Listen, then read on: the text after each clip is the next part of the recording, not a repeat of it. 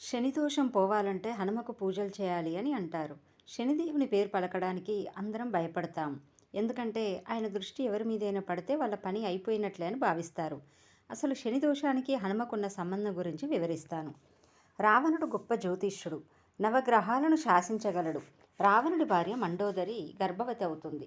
తమ బిడ్డకు జన్మనిచ్చే సమయానికి గ్రహాలన్నీ శుభస్థానంలో ఉండాలి, తన బిడ్డ అమరుడు కావాలి అని గ్రహాలన్నింటిని భయపెట్టి తను చెప్పిన స్థానంలో నిలబెడతాడు రావణుడు. అందరూ రావణుడి మాటకు భయపడి చెప్పిన మాట వింటారు. సరిగ్గా బిడ్డకు జన్మనిచ్చే సమయానికి శనిదేవుడు తన స్థానాన్ని మారుస్తాడు. దానివల్ల రావణుడి బిడ్డకు సంపూర్ణ ఆయుష్ దక్కదు.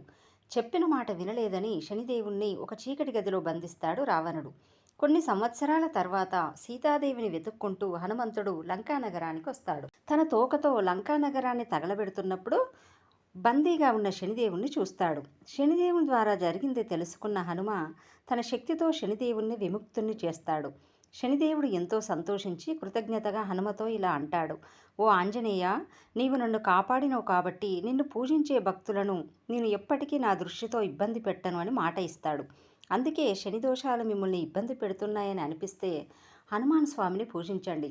ఆయన అనుగ్రహంతో శని బాధలు తొలగిపోయి జీవితం సుఖ సంతోషాలతో గడిచిపోతుంది.